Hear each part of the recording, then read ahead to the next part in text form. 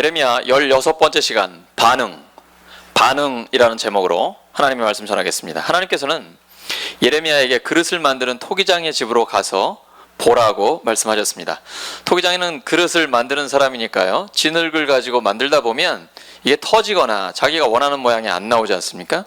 그럼 토기장이니까 자기 마음대로 자기가 원하는 그릇을 만들 수가 있는 것이죠. 그때 하나님께서 예레미야에게 말씀하십니다. 그 말씀이 바로 6절입니다.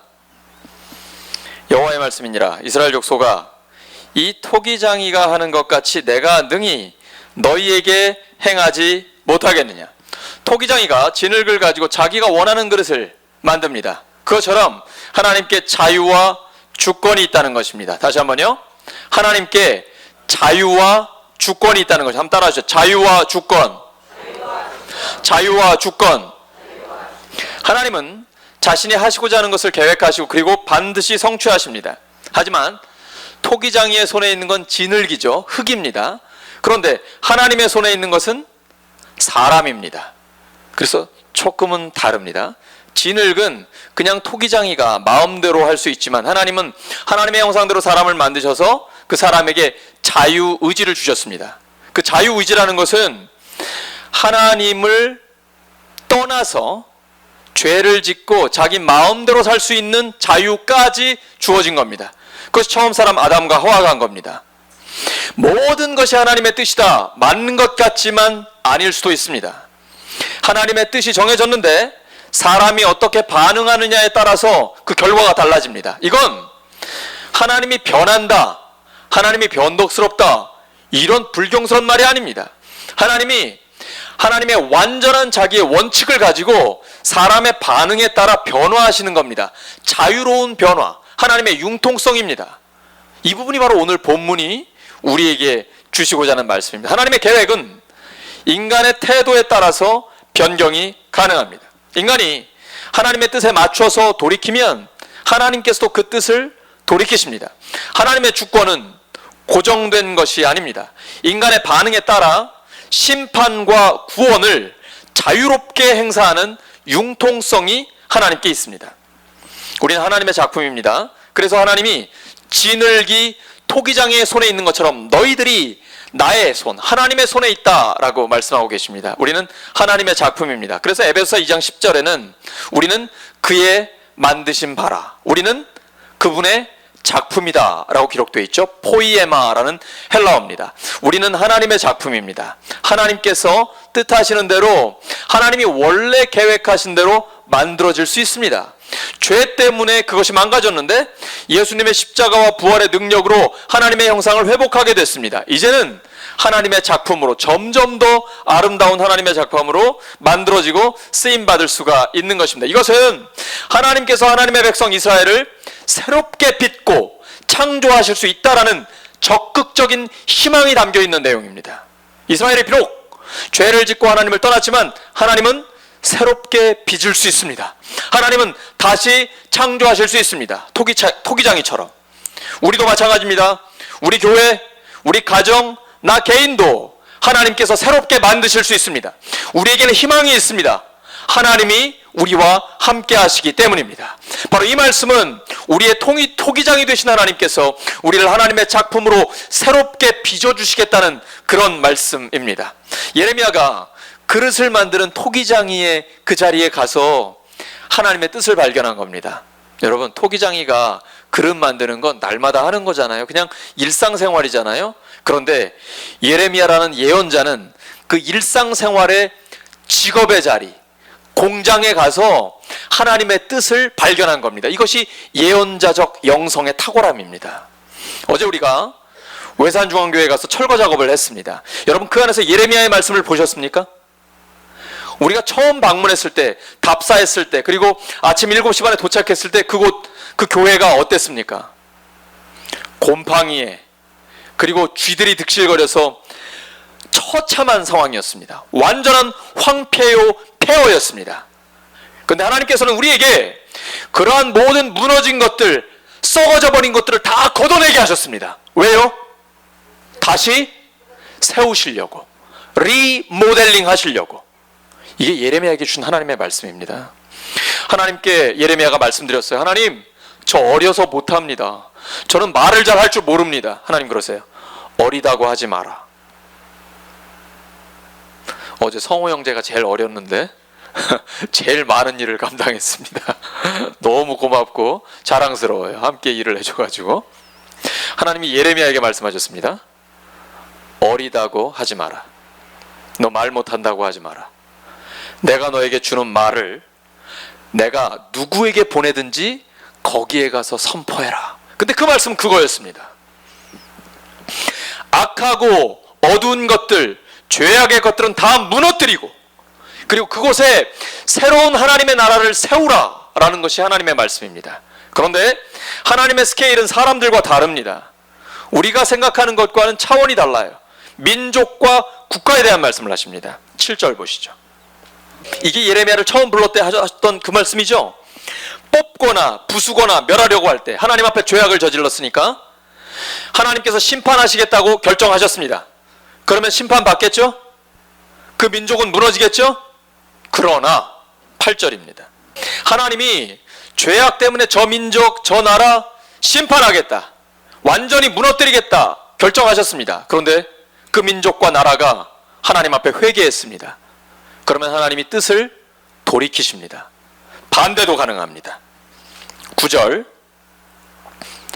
내가 어느 민족이나 국가를 건설하거나 세우는 거, 리모델링하는 거죠. 건설하거나 심으려 할 때에 하나님이 이렇게 약속하셨습니다.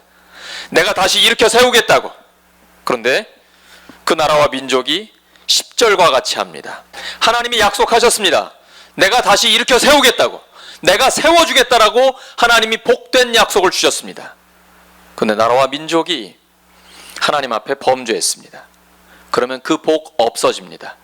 그 복은 박탈당하는 것입니다. 하나님이 뭐 그래요, 하나님은 변하지 않는다면서요, 영원 불변하신다면서요. 성경을 성경대로 받아들이셔야 되는 겁니다. 하나님의 뜻은 영원 불변하는 것이 아니라 인간의 반응에 따라 하나님의 원칙을 가지고 자유롭게 대응해 주시는 겁니다. 변화가 가능한 것입니다. 하나님께서 무너뜨리겠다고 하셨지만 회개하면 다시 세워주십니다. 그 심판을 취소합니다. 하나님께서 세워주시겠다라고 약속하셨는데 만약에 하나님 앞에 범죄한다, 그러면 이 복된 약속이 취소됩니다. 박탈당합니다. 이게 지금 기록된 하나님의 말씀입니다. 하나님의 뜻에 대한 반응은 나의 책임입니다. 다른 사람한테 돌릴 수 없습니다. 하나님이 말씀하셨고 하나님이 약속하셨습니다. 거기에 대한 반응은 나의 책임입니다. 내 반응에 따라 하나님의 응답이 달라집니다. 하나님이 선포하신 계획에 대해서 인간의 반응으로 응답하게 하시고 인간의 선이나 악에 따라 그 계획을 하나님이 바꾸실 수 있습니다. 우리는 회개하면 하나님의 위협적인 심판을 피할 수 있습니다. 또 악과 불순종을 저지르면 하나님이 약속하신 복을 박탈당할 수 있습니다. 하나님은 불변하시는 것이 아니라 우리의 변화에 따라 끊임없이 응답하시는 겁니다. 그래서 우리가 기도하잖아요. 살아계신 하나님, 우리가 기도하면 기도에 응답하시는 하나님, 그 하나님은 우리가 어떻게 반응하느냐에 따라서 하나님의 계획과 뜻을 바꿔주실 수가 있습니다. 그래서 하나님께서 11절에 이렇게 말씀하시는 겁니다. 18장 11절, 그 결론입니다. 예레미야 18장 11절, 그러므로 이제 너는 유다 사람들과 예루살렘 주민들에게 말하여 이르기를, 여호와의 말씀에 보라, 내가 너희에게 재앙을 내리며 계책을 세워 너희를 치려하노니 너희는 각기 악한 길에서 돌이키며 너희의 길과 행위를 아름답게 하라 하셨다. 한번 따라 하시죠. 돌이키라, 돌이키라. 왜요? 하나님이 살려주시려고 하는 거예요. 비록 하나님 앞에 범죄했지만 이 유다가 심판받고 무너지는 거 하나님 뜻 아니에요. 하나님 그거 원하지 않습니다. 하나님은 살리기를 원하시는 거예요. 그러니까 빨리 경고를 듣고 돌이키라 라고 말씀하십니다. 우리의 반응에 따라 하나님의 계획을 조정하기를 원하시는 겁니다. 하나님은 기꺼이 마음을 열고 계세요. 오래 참고 계십니다. 우리는 우리의 미래를 바꾸기 위해서 행동을 바꿔야 합니다. 그런데 이 말씀을 듣고 있는 유다는 실제로는 나라가 망해버렸습니다. 망하지 않을 수 있었지만 하나님 말씀 듣고 돌이키지 않았기 때문에 비참한 미래를 맞이했던 것입니다. 우리는 달라야 합니다. 다시 주님을 찾고 하나님의 뜻대로 살아서 찬란한 미래를 주님과 함께 열어가야 합니다. 빨리 돌이켜라 이 말씀 듣고선 우리는 돌이켜야 합니다. 근데 유다 백성들의 반응은 12절입니다. 그러나 그들이 말하기를, 유다 백성들입니다. 이는 헛되니, 헛소리 하지 마. 우리는 우리의 계획대로 행하며 하나님이 뭐라고 하시든지 말든지 나는 그냥 내 길 간다는 겁니다. 우리는 각기 악한 마음이 완악한 대로 행하리라. 이게 어딨어요? 하나님 앞에 반항하는 거예요. 이래서 유다는 망했다니까. 이게 실제 세계 역사에서 이루어진 겁니다. 주전 587년 바벨론에 의해서 포위 공격을 당하고 2차 포로로 끌려가게 됩니다. 하나님 뜻을 듣고도 따르지 않았기 때문이에요. 그래서 결국은 무너지게 됩니다. 우리는 이래서는 안 됩니다. 예레미야 18장 13절입니다. 처녀 이스라엘이 심히 가증한 일을 행하였도다. 처녀, 순결함을 의미하잖아요. 이스라엘을 왜 처녀라고 부르냐면 하나님 앞에 영적인 순결을 지키라는 거거든요. 그런데 그러지 않았어요. 거짓 신을 따랐습니다. 이 거짓 신이라는 건 탐욕, 그리고 성적인 방종, 또한 돈이라든지 물질적인 것에 집착하는 것을 의미합니다. 사도 바울은 탐심을 우상숭배라고 정의했습니다. 골로새 3장 5절입니다. 야, 뭐 욕심낼 수 있지, 세상 살면서 어떻게 그렇게 하느냐. 탐심은 우상숭배입니다. 우상이란 무엇입니까? 하나님보다 더 사랑하는 것입니다. 돈을 더 사랑하십니까? 어떤 물질이나 어떤 사람을 더 사랑하십니까? 그것은 망할 일입니다. 하나님이 가장 싫어하는 것이 우상숭배입니다. 십계명의 첫 번째, 나 외에 다른 신을 너에게 두지 말지니라. 십계명은 하나님 사랑과 이웃 사랑입니다. 그러면 다 지키게 되어 있습니다. 하나님을 사랑하고 이웃을 사랑하면. 근데 탐심은 우상숭배입니다. 하나님이 가장 싫어하는 겁니다. 이렇게 영적인 순결을 지키라고 담대하게 외치는 예레미야에게는 아이러니하게도 강력한 적대자들이 있었습니다. 그들은 이렇게 말합니다. 예레미야 18장 18절입니다. 근데 여러분, 이건 단순히 감정적으로나 그냥 뭐 꾀를 낸다 이 정도 차원이 아닙니다. 오늘날로 말하면 정부, 학계, 언론, 이러면 지도층 인사들 전체 아닙니까? 정부 여당과 학계와 그리고 여론들까지, 여론이 지금은 강력한 힘을 갖고 있잖아요. 지금 이 말하는 사람들은 전부 기득권자입니다. 권력층이에요. 가장 강력한 세력들입니다. 그런데 예레미야라는 하나님의 사람 한 명을 잡기 위해서 법정에다 고소합니다. 그리고 공적으로 반대합니다. 그를 잡아 죽이려고 합니다. 반대하는 것이죠. 근데 그럴만 합니다. 우리가 지금 예레미야의 메시지를 주일 오후마다 보고 있지 않습니까? 듣고 있지 않습니까? 얼마나 엄청나고 강력합니까? 마치 그를 공공의 적으로, 국가의 적으로 낙인 찍으려고 하는 것입니다. 그들의 주장입니다. 그는 우리 사회의 신성한 전통을 공격하고 우리의 권위 있는 지위를 위협한다. 그를 막아야 한다. 그리고 죽이려고 하는 겁니다. 오늘날 우리나라 상황하고 비슷하지 않습니까? 지금 우리나라에서 조국 법무부 장관이 아주 엄청난 공격을 심하게 당하고 있습니다. 근데 그것보다 훨씬 더 심한 겁니다. 왜냐하면 정부 여당까지도 예레미야 편이 아니에요. 그러니까 예레미야에게는 온통 적대자들로 모든 사회의 강력한 권위자들이 전부 다 예레미야의 대적이 되어 있습니다. 그러니 하나님 앞에 간구할 수밖에 없는 것입니다. 예레미야는 가족들에게도 거부당합니다. 공개적으로 조롱을 당합니다. 사회적으로 외면당합니다. 그리고 나라의 가장 강력한 세력들이 악의적으로 반대합니다. 하나님밖에는 바라볼 수 없습니다. 그래서 19절에 이렇게 하나님께 기도하는 겁니다. 여호와여, 나를 돌아보사 나와 더불어 다투는 그들의 목소리를 들어보옵소서. 하나님 앞에 저 좀 변호해 달라고. 제가 하나님의 뜻을 정직하게 전하는데 모든 사람들이 저의 대적이 되었습니다. 저를 죽이려고 합니다. 공개적으로 저를 조롱하고 있습니다. 반대합니다. 하나님, 근데 사실 예레미야는 하나님 앞에 중보기도 했잖아요. 지금 적대하고 있는 저들을 살려주시라고 하나님 앞에 계속 기도했거든요. 근데 하나님이 너 그만해라. 이제 저들은 끝났다. 이미 엎질러진 물이다. 경고에 경고를 했는데 듣지 않았기 때문에 저들은 심판받아야 된다. 근데 예레미야가 멈출 수가 없는 거예요. 그들을 위해 계속해서 기도했거든요. 하나님 계속 제지하시는 거예요. 하나님 아시잖아요. 제가 저들을 위해 하나님 앞에 계속 기도했잖아요. 살려달라고 간구했잖아요. 근데 저들은 악으로 선을 갚고 있습니다. 이제 비참해. 근데 예레미야가 그 다음에는 달라집니다. 이젠 더 이상 그들을 위해 기도하지 않습니다.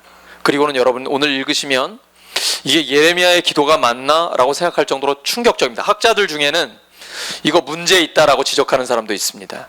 한번 보십시오. 예레미야의 기도입니다. 20절입니다. 그리고 21절에 복수해달라고 합니다. 근데 복수의 내용이 굉장히 심각합니다. 22절에 주께서 군대로 갑자기 그들에게 이르게 하사 그들의 집에서 부르짖음이 들리게 하옵소서. 이는 그들이 나를 잡으려고 구덩이를 팠고 내 발을 빠뜨리려고 올무를 놓았음이니이다. 여러분 이게 기도 맞아요? 자녀들은 다 죽고 남자들 전쟁에서 살해를 당하고 그러니 아내는 과부가 되고 그 자녀 잃은 그 어미의 마음이 어떻겠습니까? 다 그렇게 되게 해달라는 거예요. 기도 맞습니까? 예레미야는요 아주 인간적인 사람이에요. 하나님의 말씀을 정직하게 선포했더니 악으로 선을 갚는 저들 참다가 이제 하나님이 복수해 주세요라고 기도하는. 근데 이 기도의 내용은 단순한 개인적인 복수는 아닙니다. 그동안 예레미야의 메시지를 우리가 보았던 것처럼 하나님의 말씀을 그대로 드러내고 있는 겁니다. 그리고 바벨론이 침략해 왔을 때 실제로 이대로 되잖아요. 그러니까 이건 단순한 개인적인 복수를 구하는 그런 기도라고 보기는 어려운 것이죠. 여기에는 신학적인 의미가 들어 있습니다. 그럼에도 불구하고 우리가 예레미야의 기도를 본받아야 될까요? 우리가 하나님의 뜻대로 살 때에 우리를 대적하고 핍박하는 사람들이 있을 수 있습니다. 직장에서 또는 이웃 간의 관계에서 우리가 어려움을 당하고 왕따를 당할 때도 있을 수 있습니다. 그러면 하나님 앞에 이렇게 기도할 거예요? 남편 다 죽이고 아내들은 과부가 되고 자녀들도 다 없어지고 이렇게 기도할 수는 없잖아요. 이건 우리가 할 수 있는 기도, 우리가 하라는 기도는 아니잖아요. 왜냐하면 십자가와 부활 사건 이후에 우리가 본받아야 할 사람은 예레미야가 아니라 누굽니까? 예수님입니다. 예수님은 예레미야보다 엄청난 고난을 당하셨습니다. 그런데 예수님이 십자가에서 하셨던 첫 번째 기도가 무엇입니까? 예수님을 십자가에 못 박은 그 원수들을 향해 아버지 저들을 용서하여 주시옵소서. 이게 첫 번째 기도입니다. 예레미야 이해가 됩니다. 인간적으로는 알겠어요. 얼마나 고통스러울까. 하나님 앞에 하나님의 말씀을 대적하는 저들은 하나님을 대적하는 겁니다. 그러니 하나님께서 그 죄에 대해서 갚아주시옵소서. 이해는 됩니다. 그러나 우리의 기도는 그거를 넘어서야 합니다. 우리가 본받아야 할 분은 예수님입니다. 근데 스데반이 그 예수님을 잘 본받지요? 하나님 말씀 전할 때 순교자가 됩니다. 그들에게 스데반에게 돌로 치는 그 이스라엘 사람들, 유대인들이 있었습니다. 근데 스데반은 예수님을 본받아서 아버지 저들을 용서해 달라고 하나님 앞에 기도합니다. 우리도 예수님을 본받은 스데반처럼 그렇게 살기를 소망합니다. 예수님이 이렇게 말씀하십니다. 마태복음 5장 43절 44절입니다. 원수를 사랑하며 박해하는 자를 위하여 기도하라. 그 다음 로마서 12장 14절. 너희를 박해하는 자를 축복하라. 축복하고 저주하지 말라. 로마서 12장 19절에서 21절. 내 사랑하는 자들아 너희가 친히 원수를 갚지 말고 하나님의 진노하심에 맡기라. 기록되었을 때 원수 갚는 것이 내게 있으니 내가 갚으리라고 주께서 말씀하시니라. 내 원수가 줄이거든 먹이고 목마르거든 마시게 하라. 그리함으로 내가 숯불을 그 머리에 쌓아놓으리라. 악에게 지지 말고 선으로 악을 이기라. 아멘. 한번 따라하시죠. 악에게 지지 말고 선으로 악을 이기라. 우리는 이 말씀 붙들고 살기를 소망합니다. 다시 한번요. 악에게 지지 말고 선으로 악을 이기라. 옆 사람 축복해 주시기 바랍니다. 선으로 악을 이기시기 바랍니다. 선으로 악을 이기시기 바랍니다. 오늘 말씀 정리합니다. 하나님은 인간의 반응에 따라 심판과 구원을 자유롭게 행사하십니다. 우리가 하나님의 심판 경고를 받으면 최대한 빨리 회개해서 그 심판이 취소되게 하시기 바랍니다.